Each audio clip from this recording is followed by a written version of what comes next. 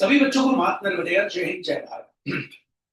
अभी 2-3 दिन से आप देख रहे थे वीडियो थोड़े पोस्ट नहीं हो पा रहे थे, थोड़ा सा मेरे जो चैनल है उसमें थोड़ी प्रॉब्लम हो गई थी, लेकिन नर्मदा जी के आशीर्वाद से अब सब बढ़िया है, सारे वीडियो पोस्ट हो गया। तो आज का टॉपिक फिजिक्स का जबरदस्त है, और जबरदस्त इसलिए है क्योंकि ये बोर्ड में आता है डिराइव करने। तो आइए देखते हैं आज के टॉपिक को समझने से पहले कुछ बेसिक। देखिए, आप सबको पता है कि ऑल्टरनेटिंग करंट की ये कहलाती है फुल साइकिल। आपको पता है ओ से लेके टी तक, this is called the full cycle. ठीक है, और ये जो आप ऑल्टरनेटिंग करंट की फुल साइकिल देख रहे हैं, अगर टीचर इसमें पूछे average of sine square omega T, average को अपन ऐसे डिनोट करते हैं, या average of sine square omega T, तो वो होता है 1/2। इसी फुल साइकिल में average of cos square omega T, मतलब एवरेज को अपन ऐसे भी डिनोट करते हैं, average of cos square omega t, ये भी होता है आपका 1/2। Average of sine omega T और average of sine omega t, ये होता है 0, और average of cos omega t, ये भी होता है 0। तो ये आपको हमेशा अपने ब्रेन में रखने हैं ताकि आप कभी कोई डेरिवेशन में फंस ना पाए। एक बार और आपको बता देता हूं मैं क्या बोलना चाहता हूं। Average of sine square omega T equals to 1/2, average of cos square omega t equals to 1/2, average of sin omega t equals to 0, average of cos omega t equals to 0। अब यहां अगर आगे कोई नंबर भी आ गया, average of sin 2 omega T, तो भी वो 0 ही रहेगा, एवरेज। ठीक है, तो ये आपको दिमाग में रखना है। दूसरी चीज, जब भी कभी आज का जो हम टॉपिक कर रहे हैं, अभी तक मैंने नाम नहीं बताया, कुछ मैथमेटिकल कंसेप्ट आपको याद रखने।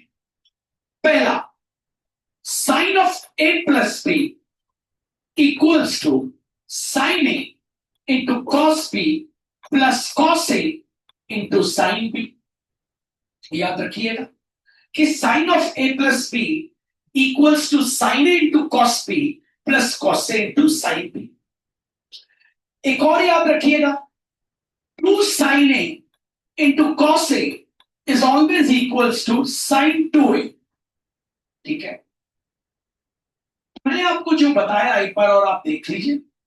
एक तो आपको याद रखना है sine of a plus B which is equals to sine a into cos B plus cos a into sine B.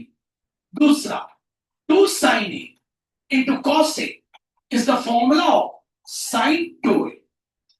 तो ये सारी चीजें आप अपने दिमाग में रखेंगे तो आज का डेरिवेशन आपको बनेगा।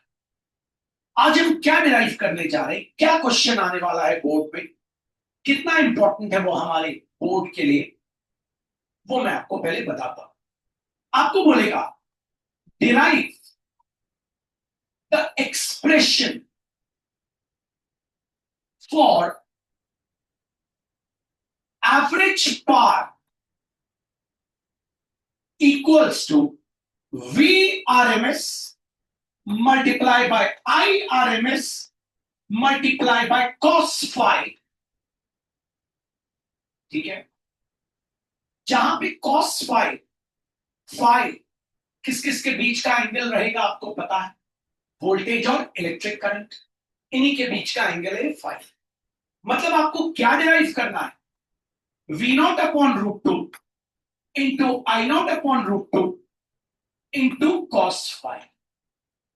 अब बात क्या होती है, पावर क्या है, तो पहले तो समझते हैं पावर क्या है, तो समझेंगे तो आगे बढ़ेंगे।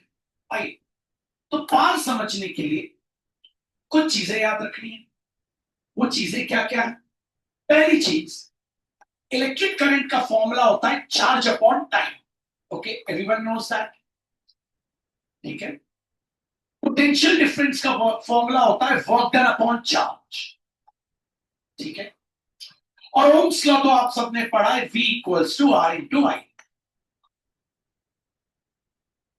जब तीनों एक साथ आते हैं किसी भी अप्लायंस में, तीनों मतलब रेजिस्टेंस, पोटेंशियल डिफरेंस और इलेक्ट्रिक करंट, किसी भी अप्लायंस में जब तीनों एक साथ आते हैं तो उस अप्लायंस के पास आ जाता है पार, और उसी पार से वो अप्लायंस क्या करता है, वर्क करता है। पार, पार का बेसिकली फॉर्मूला होता है work done upon time taken, ठीक है। अब आप देख रहे हैं वर्क डन को हम लिख सकते हैं V इंटू क्यू, ठीक है भैया, लिख सकते हैं W equals to V into Q.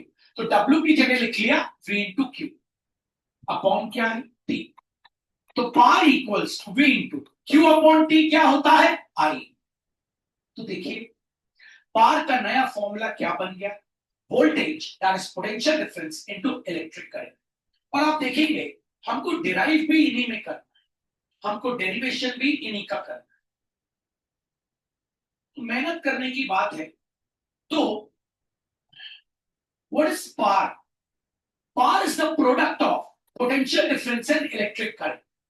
किसी भी चीज में अगर पोटेंशियल डिफरेंस है और उसके पास इलेक्ट्रिक करंट है, बट ऑफ पोटेंशियल डिफरेंस होगा तो इलेक्ट्रिक करंट बन ही जाएगा, तो उसके अंदर आ जाएगा एक पार। वो पार का यूज करके वो कुछ भी कर सकता है। तो हमको आज जो डिराइव करना है प्यारे बच्चों, वो यही, आपको ध्यान देना है, मन लगा के कॉन्सेंट्रेट करना। कुछ चीजें आपको मैं बार बार बोल रहा हूं, याद रखिए। Sine of A plus B equals to sine A into cos B plus cos A into sine B. फिर आपको याद रखना है two sine A into cos A equals to sine two A. As a elder brother मैं आपको एक suggestion दूंगा, जब आप ये डेरिवेशन करें तो एक अलग से पेज काट के वहां चिपकाएं और ये दो चीजें लिखें। ये दो चीजों के साथ और क्या लिखना है, ये लिखना है कि average of sine square omega T आपका क्या होता है, 1/2।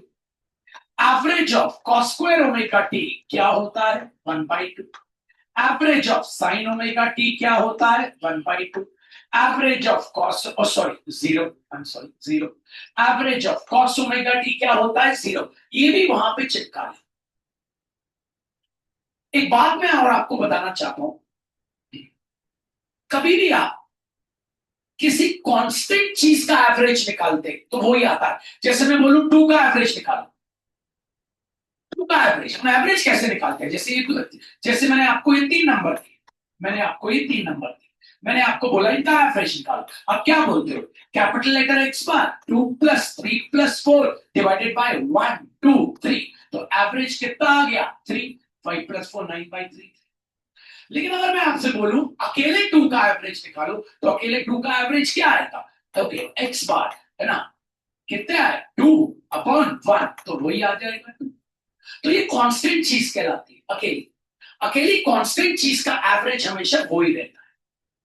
तो ये सब बातें हमको दिमाग में रखनी है, then we can derive the average part. तो आइए लेट्स स्टार्ट। देखिए बच्चों, जब भी कभी बोर्ड्स में क्वेश्चन आता है तो एक पार्ट नहीं आएगा, 2 पार्ट आएंगे।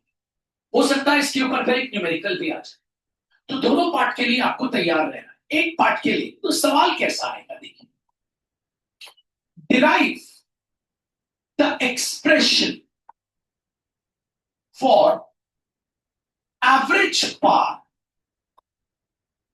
ठीक है, equals to V R M S. R M S मतलब root mean square, root mean square, जिनकी क्लास छोटी है वीडियो देख सकते हैं, into I R M S. R M S का मतलब root mean square of electric current into cos phi, where the phi is the angle between, वो phasor diagram में बनाया था, पोटेंशियल डिफरेंस और इलेक्ट्रिक करंट के बीच का एंगल फाई।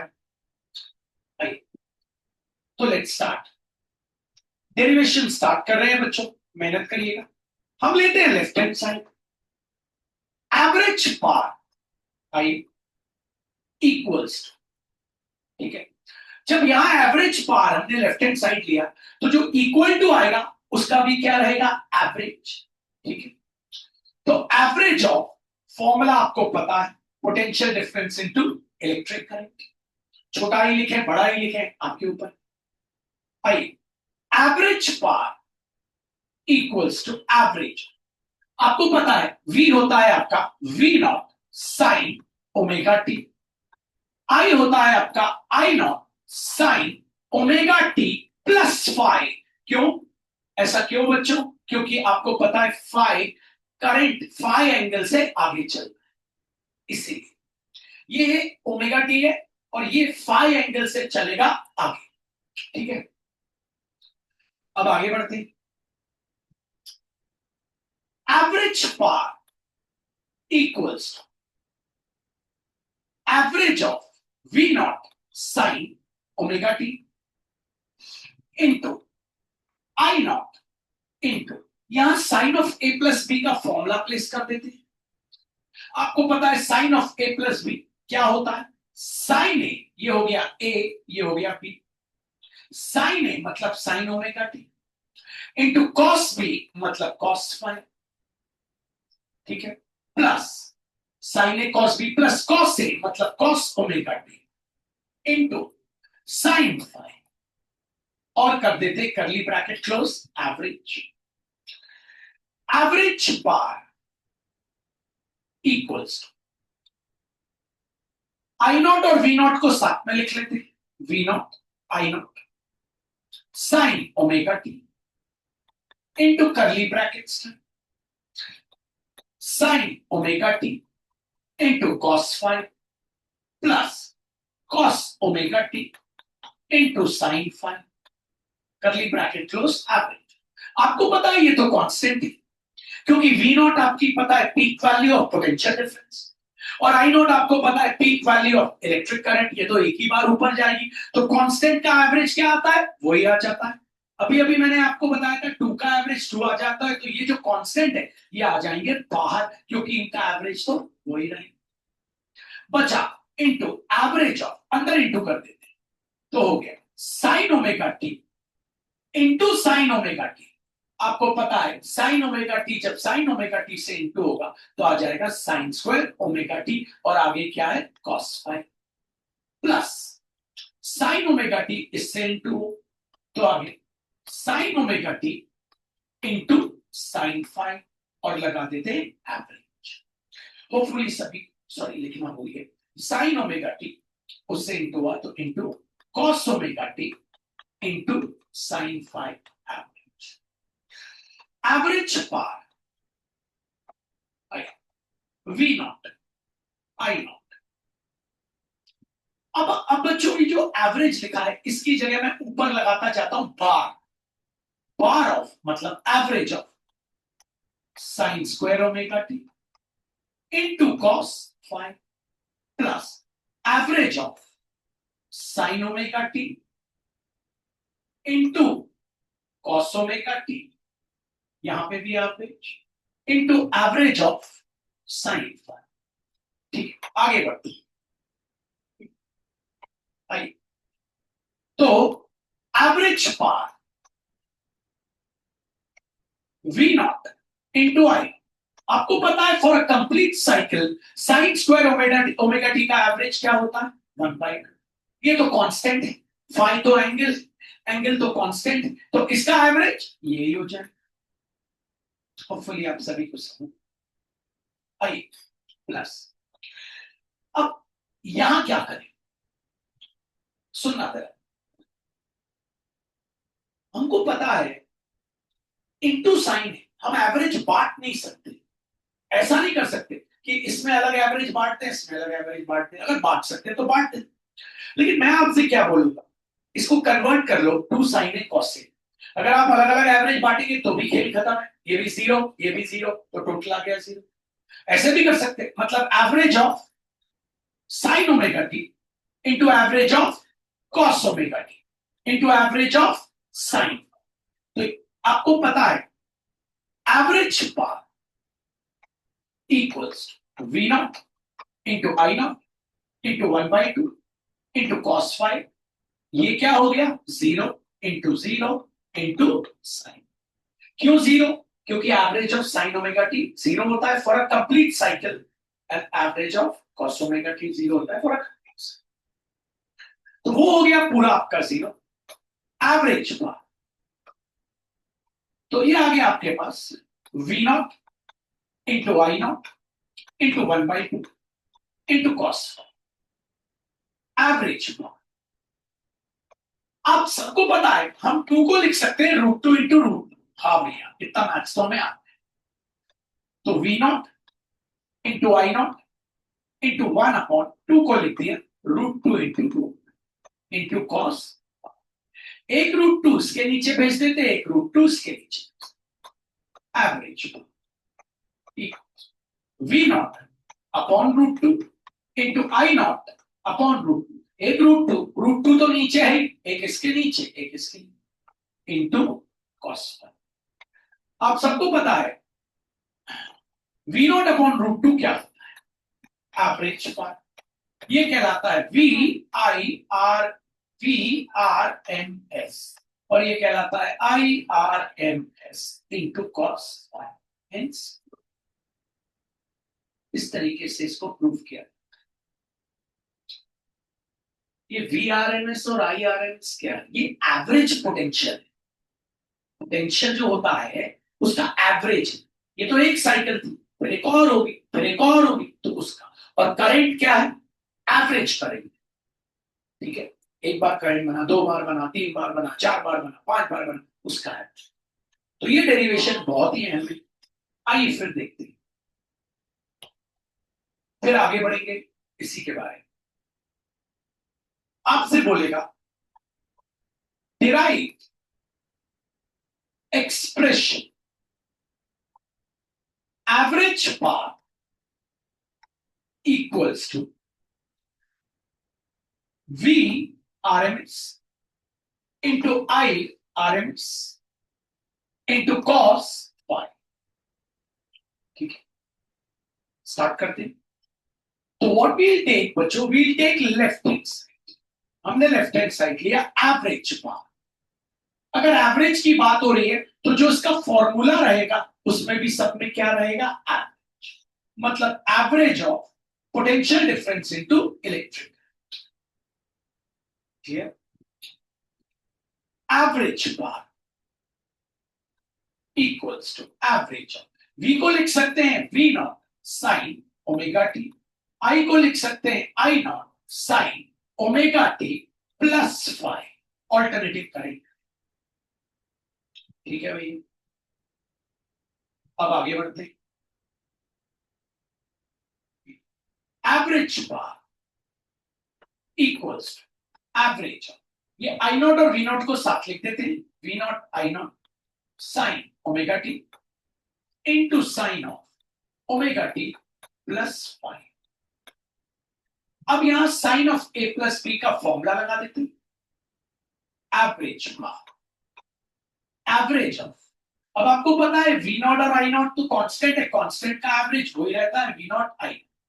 बचा average of sine omega T into curly brackets, sine of A plus B का formula, sine A मतलब sine omega T into cos B मतलब cos phi plus cos A मतलब cos omega T into sine phi मतलब curly bracket close. Average path equals V naught I average into करते, तो अंदर जाके बन गया साइन स्क्वायर ओमेगा टी और कॉस फाइव में से प्लस साइन, अंदर जाके इंटू हुआ तो क्या हो, sine omega into cos omega T into sign. Hopefully आपको समझ आया अच्छे से। एवरेज वी नॉट इंटू आई। अब मैं क्या करता हूं, सब में एवरेज लगा, तो average of sine square omega T into average of cos phi plus average of sine omega T into average of cos omega T into average of sine. आगे बढ़ते हैं। Average power V naught into आई।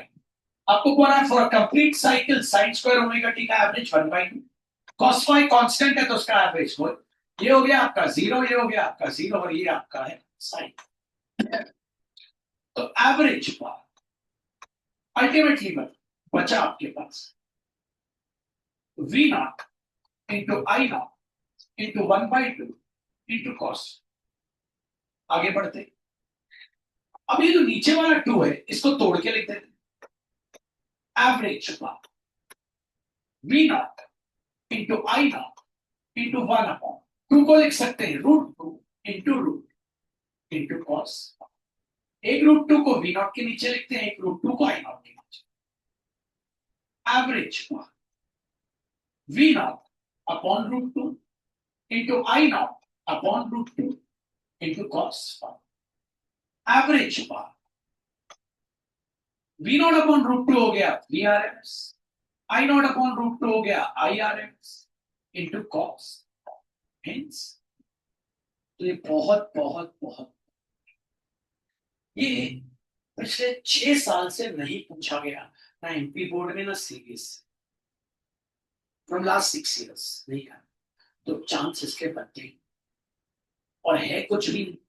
इसके लिए बस आपको इतना पता होना चाहिए, पार का फॉर्मूला, वीआरएमएस की वैल्यू और आईआरएमएस की वैल्यू, तो आपके लिए बाय है। ये जो कॉस फाई दिख रहा है इसको आप बोलते हो पावर फैक्टर। क्या बोलते हो? Power factor. पावर का कारण है कॉस फाई, पावर का कारण मतलब भैया आई देखते हैं पावर फैक्टर। तो सबसे पहले आपके सामने डिस्कस करता हूं प्योर रेजिस्टिव सर्किट। आपको पता है प्योर रेजिस्टिव सर्किट क्या था? ठीक है, प्योर रेजिस्टिव सर्किट में मैं एवरेज पार्ट आपके सामने निकालता। आपको पता है VRMS into IRMS into cos. आपको पता है यहां पे पोटेंशियल होता है V naught sine omega T, और इलेक्ट्रिक करंट क्या होता है? I naught sine omega T. मतलब यहां दोनों के दोनों सेम एंगल पे जा रहे हैं, सेम एंगल, मतलब यहां फाई क्या हो गया? 0 डिग्री। सेम एंगल पे जा रहे हैं, सेम एंगल, एक के ऊपर एक चलते हुए जा रहे हैं, ऑलमोस्ट एक के ऊपर एक, तो एंगल क्या हो गया? 0 डिग्री। क्योंकि वो भी ओमेगा टी ये भी ओमेगा टी, मतलब दोनों ऑलमोस्ट कोलाइड कर रहे हैं, कोइंसाइड कर रहे हैं, तो आपका फाई क्या हो गया? 0। तो यहां पे एवरेज पार्ट हो जाएगा VRMS into IRMS into cos 0। Cos 0 कितना होता है? 1। तो लीजिए पावर फैक्टर ही गायब हो गया। मतलब प्योर रेजिस्टिव सर्किट में पावर सबसे कम होगा क्योंकि कॉस 0 हो गया 1। पावर फैक्टर मतलब यही पावर का कारण, यही कुछ ना कुछ होना चाहिए, कुछ ना कुछ मतलब कुछ भी इसका मैग्नीट्यूड होना चाहिए। यहां तो क्या हो गया? 1, क्योंकि cos 0 1 हो गया। क्यों 1 हो गया? क्योंकि आपको पता है यहां पे करंट और पोटेंशियल डिफरेंस एक ही फेस में जाते हैं, एक ही डायरेक्शन में जाते हैं। दैट मींस दोनों एक दूसरे के ऊपर ही जा रहे हैं ऑलमोस्ट, तो दोनों के बीच का एंगल क्या हो गया? 0। मतलब प्योर रेजिस्टिव सर्किट में पार जो आपको रहेगा वो क्या मिलेगा? आपको पार बिल्कुल नहीं मिलेगा। सारा power will be eaten up by these two. ये दोनों पार पूरा ईट अप कर गए, खा गए। क्यों? क्योंकि दोनों सेम फेस में चल रहे थे, तो दोनों के बीच का एंगल क्या हो गया था? 0। That's why they have eaten up the whole power. ये एमसीक्यू में क्वेश्चन आ सकता है, इसलिए इंपॉर्टेंट है प्योर रेजिस्टिव सर्किट में what is the average power. ठीक है, तो average power in the pure resistive circuit is very least, क्योंकि पार फैक्टर ही क्या हो गया? 1। अगर मैं आपके सामने इसी की बात करूं प्योर इंडक्टिव सर्किट, यहां तो पूरी कहानी गड़बड़ हो जाएगी। आपको पता है इंडक्टिव सर्किट क्या होता है? V equals to V naught sine omega T, और करंट यहां लैग बिहाइंड करता है कि आगे चलता है? हाँ, करता है ना। मतलब अगर हम यहां पे एवरेज पार निकालें तो V R M S into I R M S into cos five. यहां फाइव क्या हो गया, दोनों के बीच का एंगल है 90, क्योंकि 90 डिग्री लैग कर रहे हैं। तो यहां देखना, यहां तो कहानी खत्म हो गई। V R M S into I R M S into cos 90। Cos 90 होता है zero, zero into anything zero. तो इंडक्टिव सर्किट में तो पार आपके पास शून्य मिले, एवरेज पार। मतलब भैया यहां इसमें कोई पावर नहीं होगा, नहीं पावर होगा, एवरेज पावर जीरो। पार होगा, वर्क तो करेगा ही, ये कोई ना कोई अप्लायंस को चलाएगा तो जरूर, बट एवरेज अगर हम निकालेंगे तो जीरो।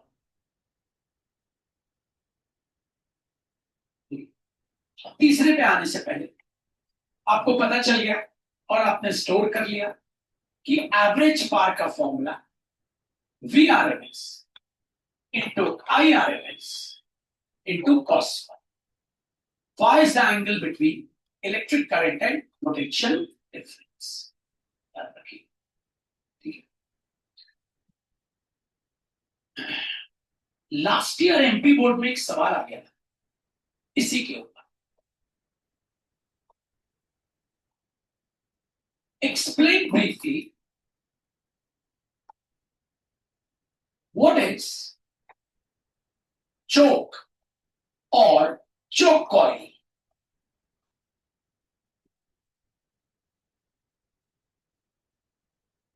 आपने देखा होगा आपके घर की ट्यूबलाइट में, पुरानी वाली, एक गोल सा चोक लगता था, जिसको आप निकाल देते थे तो ट्यूबलाइट बंद हो जाती। पुरानी वाली ट्यूबलाइट, इसको हम चोक कहते थे, चोक। ऐसे गोल सा मिलता था, गोल, ऐसे उसको हम घुमा के निकाल देते थे तो ट्यूबलाइट बंद हो जाती। फिर हम उसको लगा देते थे तो ट्यूबलाइट जल जाती थी। अब तो बंद हो गए चोक, इंटरनल चोक आने लगे। ये चोक, ठीक है, ओल्ड ट्यूबलाइट में आपको मिलता था। अगर आप देखना चाहते हैं तो मैं आपको दिखा देता हूँ, पहले आप देख लीजिए। जिनको नहीं पता, क्योंकि नहीं पता होगा तो फिर कोई फायदा ही नहीं है, फिर आप हाँ में यहाँ मिला देंगे तो कोई मतलब ही नहीं। देखिए,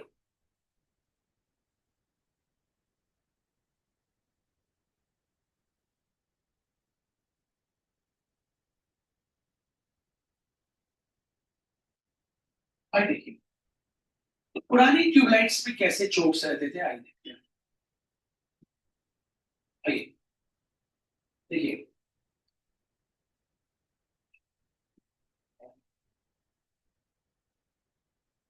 एक चोक का हिस्सा ये बीच में लगा रहता था, और एक छोटा सा वहां पे स्टार्टर रहता था। अरे स्टार्टर समझे, ऐसा गोला रहता था। देखो दिखाता हूँ कैसा स्टार्टर। ट्यूबलाइट मिल जाएगा, ओल्ड ट्यूबलाइट, हाँ ठीक है।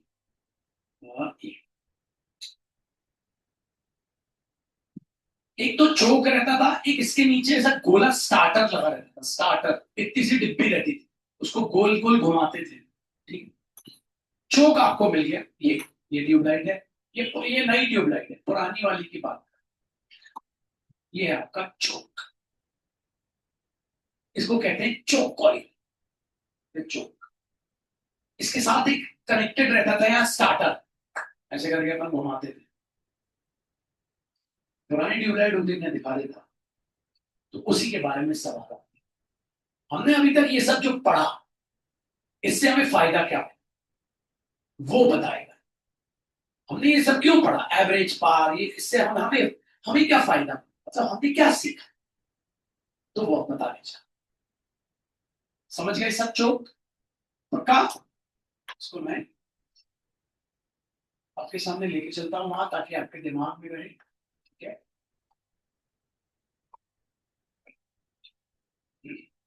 ये चोक है आपका, ध्यान देना है। आइए क्वेश्चन पे आते हैं। सवाल बड़ा सिंपल है। Explain briefly what is choke और choke coil, how it works, how it works, ये काम कैसे करती है चोक या चोक कॉइल। ये रहा चोक। तो आप बताएंगे, समझाएंगे, एक्सप्लेन करेंगे। भैया हमारे घर में जितने अप्लायंसेस लगे, ये मेरा घर है, हमारे घर में जितने अप्लायंसेस लगे, एक लगी है भैया ट्यूबलाइट, एक लगा है भैया मेरा मान लो लैम्प, दो ही अप्लायंस लगा। भैया हमारे घर में जितने भी अप्लायंस लगे, ठीक है, सब काम करते हैं 220 वोल्ट पोटेंशियल डिफरेंस पे जो हमें मिलता है हमारे भारत, 220 वोल्ट पोटेंशियल डिफरेंस, ठीक। लेकिन ये जो ट्यूबलाइट है, अगर इसको 220 वोल्ट पोटेंशियल डिफरेंस मिला तो it will blast, it will blast, ये ब्लास्ट हो जाएगी। ये लैंप को मिला 220 वोल्ट पोटेंशियल डिफरेंस तो इट विल ब्लास्ट, ठीक है। अब इतना वोल्टेज ये ट्यूबलाइट सह नहीं पाई, तो हम लोग इस ट्यूबलाइट, अब इतना वोल्टेज जब सह नहीं पा रही है, तो ये जो ट्यूबलाइट है, मैं आपके सामने एक बड़ी सी ट्यूबलाइट बना देता हूं, ये बड़ी सी ट्यूबलाइट है। तो हम लोग ने क्या किया, इस बड़ी सी ट्यूबलाइट के नीचे लगा दिया एक एक इंडक्टर, क्या लगा दिया, इंडक्टर लगा दिया हमने, एक इंडक्टर। एक्चुअली और कुछ नहीं, क्या है, एक इंडक्टर, इंडक्टर, ठीक है, इंडक्टर आप समझ गए, ठीक है। जब 220 वोल्ट का पोटेंशियल आता है तो ये क्या करता है, 220 वोल्ट का पोटेंशियल अपने अंदर स्टोर कर लेता है और ट्यूबलाइट को उतना ही देता है जितनी ट्यूबलाइट को जरूरत है। क्योंकि अगर पूरा 220 वोल्ट देगा तो पावर क्या हो जाएगा, एकदम बढ़ जाएगा, पावर बढ़ेगा तो ट्यूबलाइट गेट ब्लास्ट। तो ये चोक कॉइल क्या करता है, चोक कॉइल एक इंडक्टर होता है जो टू जो 220 वोल्ट पोटेंशियल डिफरेंस है, 220 वोल्ट का पोटेंशियल है, ठीक है, उसको क्या कर देता है, कम कर देता है। अब उस 220 वोल्ट के पोटेंशियल को क्या कर देता है, कम कर देता है। अब जब 220 वोल्ट के पोटेंशियल को कम कर देगा तो पावर भी क्या हो जाएगा, कम, कम पावर की जरूरत है इस ट्यूबलाइट को, तो ये ट्यूबलाइट फिर उस पावर पे, कम पावर पे काम करेगी। अब भैया ये 220 वोल्ट पोटेंशियल को कम कैसे करना, बात यहां है, पोटेंशियल को कम कर, पोटेंशियल मतलब आपको पता है, पोटेंशियल का मतलब चार्ज को उठा के लेके जाना है एक पॉइंट से दूसरे पॉइंट, चार्ज को आपको उठा के लेके जाना है एक पॉइंट से दूसरे, चार्ज को उठा के लेके जाना है एक पॉइंट से दूसरे पॉइंट, इसी को पोटेंशियल कहते हैं। अब ये पोटेंशियल कम कैसे करेगा, ज्यादा चार्ज जाएंगे तो आप बोलेंगे पोटेंशियल ज्यादा हो, चार्ज की क्वांटिटी को कम कर दिया जाए तो पोटेंशियल क्या हो जाएगा, कम हो जाएगा। तो अब मैं आपको ये समझाता हूं किस तरीके से चोक कॉइल काम करती है। तो what is a choke coil और अ चोक, आप बताइए भैया। चोक कॉइल और चोक का काम ये होता है, जो अप्लायंसेस होते हैं घर में जैसे ट्यूबलाइट, उनको जरूरत होती है कम पावर की, कम वोल्टेज की, लेकिन हमारे घर में वोल्टेज आता है 220 वोल्ट। तो यह चोक और चोक कॉइल, जिसको हम एक इंडक्टर कहते हैं, ये क्या करता है, 220 वोल्ट पोटेंशियल को कम कर देता है। पोटेंशियल कम होगा तो पावर भी क्या हो जाएगा, कम हो जाएगा, कम पावर पे ये ट्यूबलाइट का जलने लगेगी।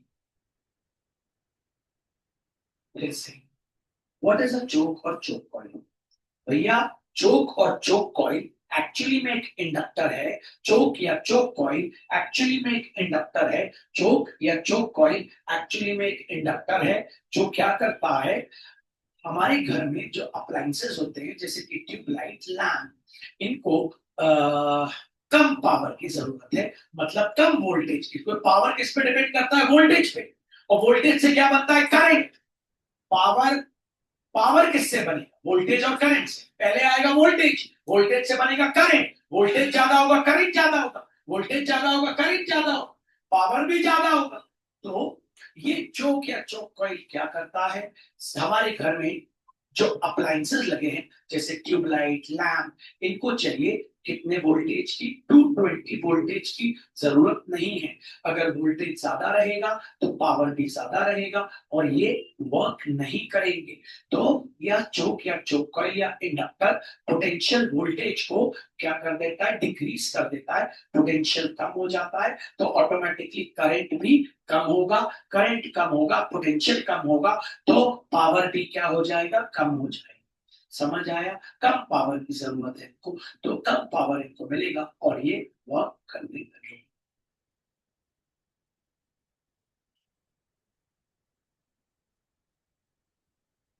कई लोग बोलते हैं भैया रेजिस्टेंस लगा दो, एक रेजिस्टेंस लगा दो। रेजिस्टेंस भी तो क्या कर सकता है, वोल्टेज को कम कर दे। क्योंकि अगर सीरीज में हम रेजिस्टेंस लगा देंगे तो सीरीज में क्या होता है, पोटेंशियल डिफरेंस अलग अलग होता है। तो रेजिस्टेंस क्या करेगा, पोटेंशियल, थोड़ा सा पोटेंशियल तो ले ही लेगा 220 वोल्ट में से। लेकिन आपको बताऊं इसका पावर भी खा जाए। जो क्यों, अब भी देखो बताया, पूरा पावर खा जाए।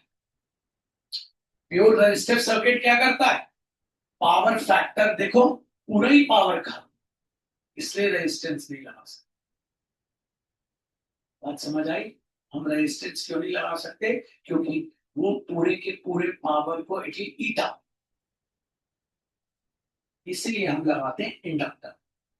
इंडक्टर आपको पता है क्या करता है, अपने अंदर एक इंड्यूस करंट बनाता है।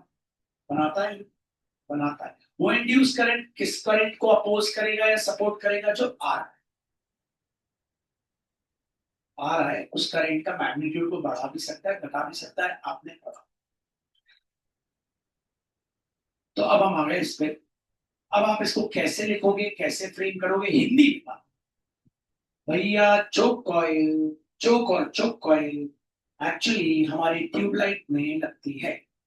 हमारे घर में जो वोल्टेज आता है वो है 220 वोल्ट।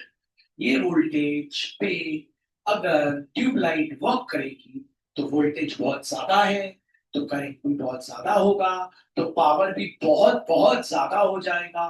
तो ट्यूबलाइट जो है वो ब्लास्ट हो सकती है या खराब हो सकती है। इस प्रॉब्लम को ओवरकम करने के लिए हम लोग इस ट्यूबलाइट में लगाते हैं चोक या चोक कॉइल। चोक या चोक कॉइल एक इंडक्टर होता है जो क्या करता है, वोल्टेज को कम कर देता है। और वोल्टेज कम होने से इलेक्ट्रिक करंट भी कम हो जाता है, और जितनी उसको पावर की जरूरत है उतना ही पावर इस ट्यूबलाइट को मिलता है। नहीं आया समझ? तो ये सब हमें बनना चाहिए किसी भी हाल में। एमपी बोर्ड में आया था इसलिए आपको पढ़ाया। तो आज हमने क्या क्या पढ़ा आपने देखा, आज हमने एवरेज पार निकालना सीख लिया। अब हमारी जो अगली क्लास है वो है मंडे की। मंडे को अपना मॉर्निंग में फिजिक्स है ना? हाँ। अब मंडे की मॉर्निंग में जब अपन पढ़ेंगे तो अपन कंप्लीट करेंगे LCR सर्किट। होपफुली आप सब प्रेजेंट रहेंगे। उसके बाद लास्ट टॉपिक है ट्रांसफॉर्म। ये दो टॉपिक बहुत सभी को बात में बढ़िया चेंज असाइनमेंट